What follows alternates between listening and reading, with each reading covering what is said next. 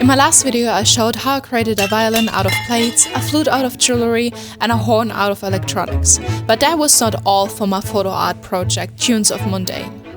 Initially I wanted to build 8 instruments, but after seeing the time and effort it took to build just the first ones, I decided to go for only 6. And the one that definitely took the most time and effort was the piano. I've always wanted a piano made entirely out of books, so this project was my chance to make it happen.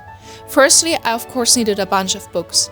I visited several second-hand stores and bought almost all of the books they had in stock, but even then I was only halfway to having enough for my piano. Luckily, there's a print shop next to my studio and it generously let me use the test prints and misprinted books, which helped a lot. Then I got a bunch of wood from the hardware store and built a construction for the books to be attached to. I'm a big book lover, so I wanted to destroy as little books as possible for this project.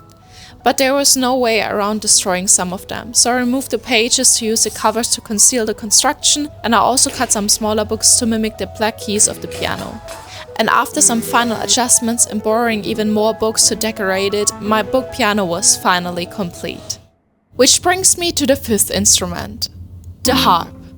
For the harp I chose a theme of fabrics and clothing. On one side of the harp I wanted to use a headstand to represent the topic of clothing, but finding a coat stand was quite tricky. After being very persistent, I finally managed to get one from a second-hand store. The rest of the process was much simpler. I built a frame using wood and metal, gathered a variety of scarves and yarn from discount stores, wrapped them around the structure and attached the threads to mimic the strings of a harp. And with that, my wool harp was complete.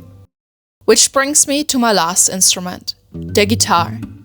The topic for the guitar was fruits, vegetables and plants, and as you can guess, it is quite hard to build something out of food. To make it work, I decided to craft some of the fruits myself and also purchase a few artificial ones to help bring the instrument to life. Unfortunately, I forgot to film most of the process, but here's what I did. I created a papier-mâché ball from the leftover book pages, I painted it and used it to create a coconut and a watermelon to use as the body for my guitar. For the neck, I glued together some artificial bananas and other fruits that I found in the store, and after readjusting here and there, my fruit guitar was finished.